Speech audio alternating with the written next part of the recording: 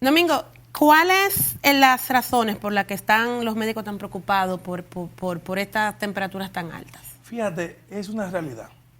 Cuando nosotros tratamos de documentar, de buscar la evidencia, cómo afecta la ola de calor, la mortalidad, se habla que cada año aproximadamente 350,000 personas mueren por producto de calor.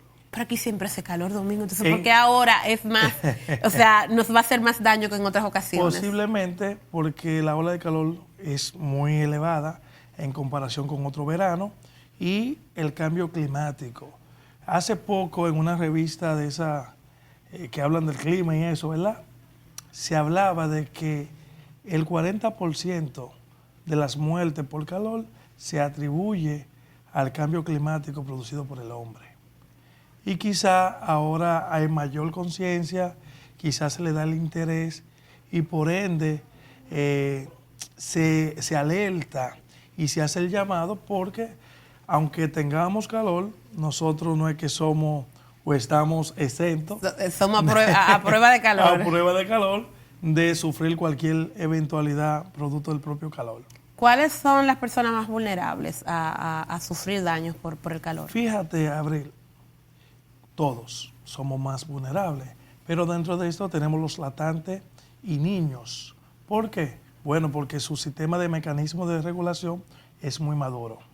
También tenemos los niños que están un poquito más grandecitos, que se exponen más en el sol, se tienen más energía, hacen más actividades físicas que el deporte, que el basquetbol y demás, entonces ellos son sumamente vulnerables.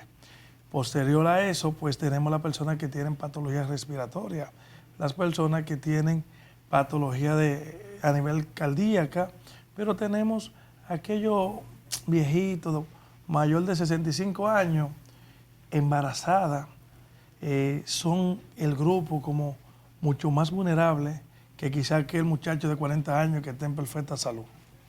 Muchachos de 40, ya lo saben. él le dijo a la ley que no es de 35 la juventud. Ay. Doctor, entonces, ¿cuáles son esos síntomas que deben de alarmarnos y que nos dicen que estamos deshidratados aunque no sintamos sed en ese momento? Abril, excelente pregunta. Y me llega ahora mismo la inquietud de aclarar. Hay dos episodios que se dan producto del calor, que es un agotamiento por calor y el golpe de calor, que lo que diferencia una de la otra es la severidad de los síntomas. Por ejemplo, en el agotamiento de calor, las personas pueden sentir la respiración rápida, los latidos del corazón rápido, una fatiga. O sea, como taquicardia, una hiperventilación. Totalmente de acuerdo, vómitos, náusea. Pero cuando hablamos de golpe de calor, hay alteración de la conciencia, confusión, convulsiones, hasta la muerte puede provocar. Y todo va a depender, obviamente, de qué tan expuesto esté la persona. Porque, por ejemplo, en el golpe de calor, lo que pasa es que la temperatura es tan alta en el golpe de calor que se pierde la regulación del calor en nuestro cuerpo y por ende la temperatura pudiera subir hasta 40, se produce un desbalance hidroelectrolítico y otros factores y el paciente colapsa. Ya en el paciente con agotamiento por calor, lo que quizá hay una pérdida de líquido importante. Entonces, cuando nosotros hablamos de deshidratación, posiblemente es como evaluarnos. Por ejemplo, lo normal es que una persona, dependiendo del oficio que haga de trabajo, ingiera de 3.5 a 4 litros de agua. Eso es el deber ser. Exacto. Pero la práctica no me parece que sea muy así. Lastimosamente aquí no es así. ¿Hay un promedio? ¿Se sabe cuál es el promedio de líquido que consumimos los dominicanos? No hay como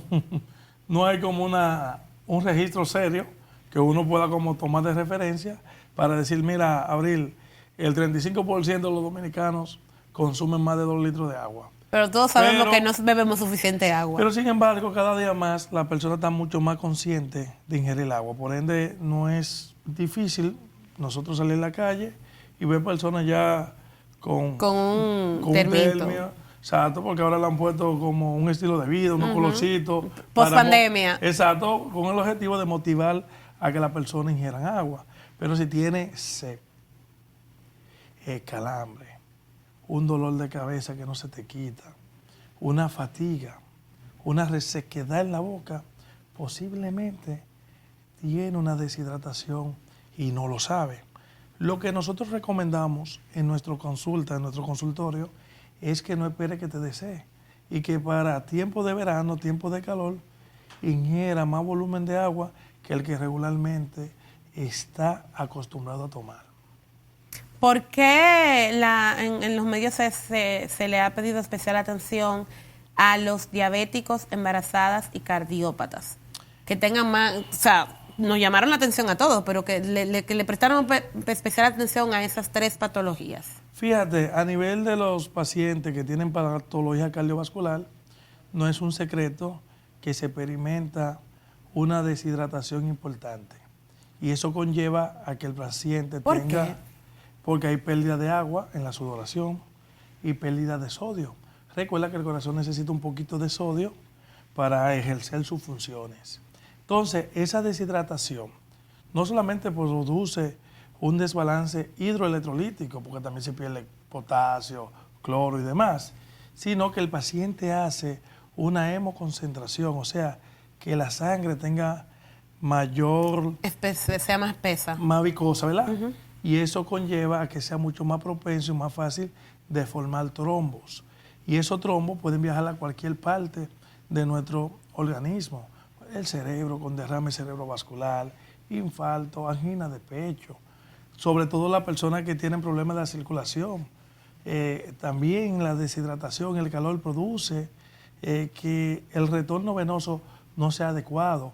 En el tema de la embarazada, Abril, ¿qué pasa? Bueno, una deshidratación importante está demostrado que pudiera llevar a un parto prematuro, a una rotura de la membrana Amniótica. exacto, que tenga un desprendimiento de membrana y poner en riesgo tanto el niño como a la madre.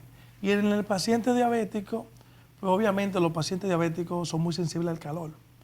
Y ahí se produce una deshidratación tan importante que hay una glándula Sudorípara. exactamente, que tiene dificultad para regular la temperatura y por ende hace que el paciente se descompense con más facilidad. Pero los ancianos, ¿sabes?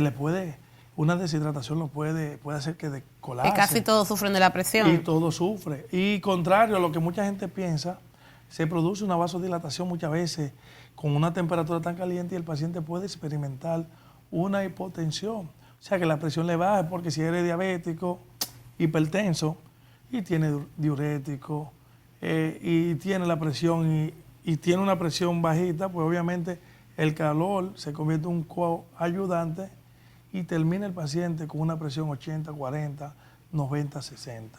¿Y los riñones sufren en este caso? Ah, claro. Llegamos a las aguas mías. Como... Exactamente. Pues obviamente... Escúchame, se lo pregunto porque todos los dominicanos dicen que la cerveza refresca y que la cerveza ayuda a los riñones. Y entonces todo el mundo en verano se pone a beber cerveza y con el calor se pone a beber cerveza porque eso de que ayuda a los riñones. Fíjate, Vamos a ver no qué sé, hay. porque me he puesto el tema como chévere, cómodo. Me siento ya más cómodo. Ajá. Fíjate, con el tema de la cerveza, atención, la cerveza no se recomienda como la gente cree en verano. ¿Por qué? Porque no es un secreto que se produce una mayor diuresis. O sea, hay una... ¿Es verdad que diurética? Sí, no, claro. No está en discusión. Sin embargo, la persona, por eso cuando toma bebida como la cerveza, le da mucho deseo de ir al baño. Y se pierde mucho líquido. Y ese líquido conlleva una deshidratación. Y esa deshidratación empeora los riñones. Por eso que en algunos países y los americanos muchas veces se toman una cerveza y un vaso de agua para poder como compensar. Porque una persona se tira 4 cervezas en una chelcha que no está mal. 4. Para ayudarlo, para ayudarlo. y termina expulsando posiblemente 2 litros de orina. Y no solamente se va agua, se va potasio, se va cloro, se produce un desequilibrio químico, hidroelectrolítico, que es lo que da la famosa resaca. Entonces el paciente experimenta una deshidratación seria. Lo que pasa es que no está la cultura de que me dé unas alturas de romo y mañana me voy a hacer que marcadores renales, que déjame ir donde el nefrólogo a ver si mis riñones están funcionando. Exacto. O sea, que no es como decía, porque cuando empezó el tema hace 2 o 3 días, la gente decía que era por la temperatura de la cerveza, que cuando tú te entrabas esa cosa fría al cuerpo, el cuerpo, le digo que el dominicano es científico, producía, eso era lo que decían en Twitter, producía un efecto térmico y que entonces el cuerpo para calentarlo luego de que usted le entraba ese frío, quemaba más agua en sangre. Eso era lo que decían los científicos de Twitter. Fíjate. Que era preferible beber whisky o ron, porque como es caliente y el cuerpo está caliente, entonces no se producía ese efecto térmico. Toda la gente que le gusta el romo siempre tiene una teoría rarísima. Pero el alcohol como alcohol, a nivel de la hormona antidiurética, ya es un poquito más como para médicos, pero vamos a llevarlo a platanado. Esa hormona la duerme, porque el riñón tiene una función muy bonita, y es que todo lo que pasa por los riñones se filtra. El riñón tiene la capacidad de reabsorber. Si el riñón ve sodio, dice, espérate, yo necesito sodio. Lo agarra y no lo bota, sino que lo almacena. Lo guarda. Pasa con el potasio, con el agua. Entonces esa hormona, el alcohol la duerme. Entonces se va todo por ahí. Todo. Y aprovechar que la mejor bebida para hidratarse no es la cerveza, es el agua. Y ahora se recomienda que si usted es una persona sana, tome bebida que usan los deportistas, para no mencionar marcas, que tengan hidroelectrolíticos, que tenga agua, que tenga sodio, que tenga potasio. Pero que no esté cargada de azúcar. Pero que no esté cargada de azúcar. ¿Y el agua de coco? El tema del riñón, el agua de coco, ojo, es riquísima, aporta muchísimos nutrientes. Sin embargo, en pacientes con enfermedad renal crónica avanzada y paciente en diálisis, está contraindicada. ¿Y por qué? Porque tiene una sobrecarga o una carga muy importante de potasio. Entonces, el paciente que está en diálisis o que tiene los riñones muy malitos, tiene dificultad para eliminar el potasio, se acumula en el cuerpo y produce trastorno a nivel del corazón, pudiendo producir la muerte.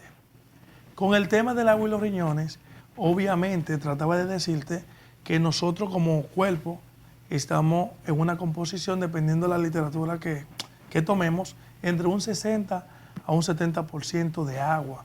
Por ende, cuando estamos deshidratados, no solamente se afectan los riñones, el cerebro, el corazón, los vasos, el intestino, todo eso se afecta, pero en particular el riñón es muy noble, porque la composición de agua del riñón es de un 83%.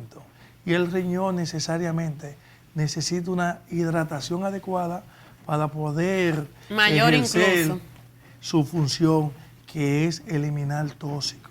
Si usted bebe mucha agua y usted está bien de sus riñones, no se preocupe que usted no se va a hinchar. El riñón tiene la capacidad de buscar el equilibrio y esa agua hacer que usted la pierda por algún orificio, que es la orina, ¿verdad? La uretra. Pues entonces, perfecto. Yo estoy muy acalorada, siento palpitaciones, estoy media mareada. ¿Qué es lo que yo debo hacer si me siento así? Bien, lo primero es que uno obviamente conoce su cuerpo. Y siempre, como cuando uno va a colapsar, uno dice, llévenme que yo no estoy bien.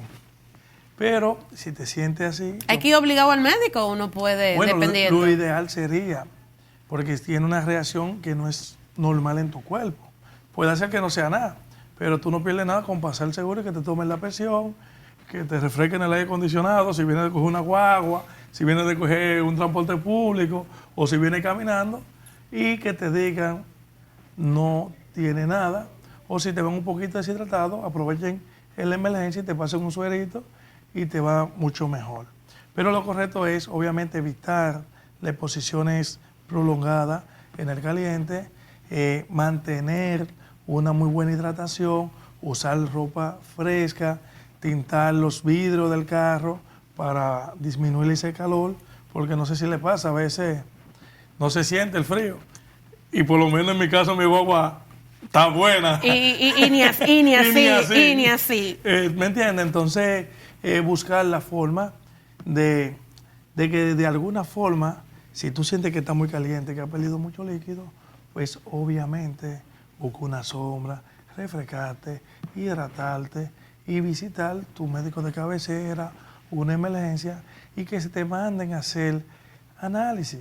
Porque a veces con un hemograma uno se da cuenta si hay una hemoconcentración. Con un análisis en sangre tú te das cuenta si hay problemas del riñón. Con un examen de orina, que es sencillo, tú puedes deducir cómo va la función de ese riñón en más de un 90%.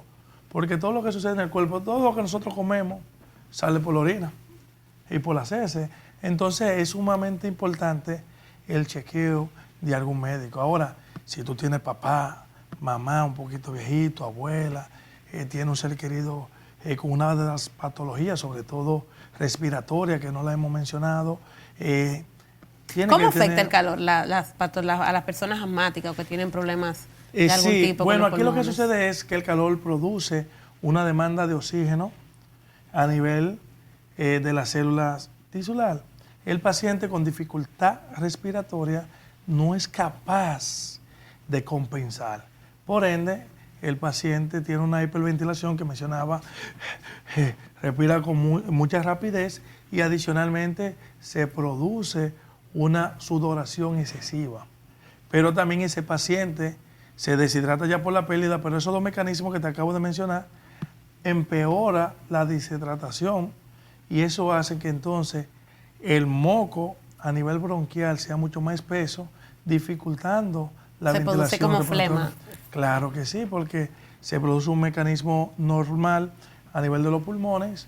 Obviamente cuando tiene gripe eso empeora, pero que sea más viscoso, eso hace, es el desenlace como final, y entonces el paciente respiratorio obviamente tiene dificultad para respirar y necesita muchas veces ponerle, aunque sea una cánula, nebulizarlo, hidratarlo y darle el tratamiento que lleva. Finalmente, doctor, usted habló un tema que lo pasamos un poquito por alto, que fue el tema de la ropa. En República Dominicana todos trabajamos 8 horas casi siempre y nos exigen una vestimenta que nada tiene que ver con evitar el calor. Entonces, ¿qué es lo que uno debe de usar? ¿Qué tipo de ropa o de telas uno debe de usar para evitar que esa temperatura suba? Porque un rayón, yo me imagino. Abril, tú eres una mujer de mucha influencia. Ahorita digo yo algo y están cancelando un trono de mujeres en buen dominicano, que el doctor dijo. Pero obviamente se recomienda, porque hay mucha vestimenta decente y que son frescas. Telas naturales, algodón, que puedan respirar. Y demás. O sea, yo tengo esta lona puesta porque... venía para el aire. Exacto, y estoy bajo aire. Pero yo estoy trabajando con una camisita y bueno, yo tengo ahí mi consultorio, obviamente, y me mantiene. Pero si usted es cajera y no siente mucho aire, trate de ir con una camiseta de algodón que le cubra bien, ¿sabe? Trata de ir con un pantalón deshogado, trata de usar diario si eres muy húmeda, trata de hidratarte mientras trabaja, ¿sabe? En el receso, en vez de estar chateando, póngase a beber agua, hable menos para que no consuma tanta energía y cuídase. O sea, que muchas de las medidas que hay que tomar son realmente de sentido común. No, claro que sí, estoy de acuerdo contigo. Claro, una persona que tenga 2 dedos de sentido común, tú te ríes, pero es verdad. No, yo me río porque el sentido común es el menos común de los sentidos. No, porque imagínate, una persona que tenga que coger el transporte público, no quiero que eso como que se saque de contexto, con un saco puesto, al mediodía, con una camisa manga larga. En un motoconcho, con este solazo. Que uno lo ha visto.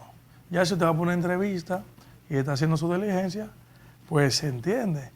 Es como tú ir a la playa con un saco. Entonces aquí se le da como mucha importancia, como esa etiqueta de la ropa. Si yo vengo con un chelo, a veces todo un charlatán. Mira como una entrevista tan seria con Abril, de que con un polo. Sí, y te quieren... sí, yo entiendo. Hay un tema de percepción de cómo la gente te visualiza por la ropa. Pero cuando tú vas a Europa y esos países donde la educación está por encima de la de nosotros... se visten acorde a la temperatura y a la temporada del año en la que es están. Lo ideal. Pero imagínense eso, que usted vaya a mi consultorio Doc, mira, yo me lo recomendaron, como es usted, y usted me va con un pantaloncito corto, una bata. Estamos en verano, profesora, pero dígame usted, ¿qué pasa? Bueno, la gente no lo ve como un profesional serio. Va ese día, más nunca vuelve y llama a la persona y qué loco fue que tú me recomendaste. Doctora, aquellos que quieran ver bueno, sí, porque yo no se lo dije, pero él es influencer y hace unos videos extremadamente interesantes y muy educativos sobre diversos temas que tienen que ver con salud y todo lo que tiene que ver con medicina. ¿Cómo la gente lo localiza? Gracias, es así. DR, Domingo Martínez, obviamente la arroba se sabe que se pone, en TikTok, YouTube, que se dice, ¿verdad? Instagram. En esa plataforma nos pueden seguir y ahí tenemos un trabajo bonito. Tratamos siempre en cada video que hacemos de dejarle un valor agregado. Hablamos de todos, de todo, desde agua hasta del seso.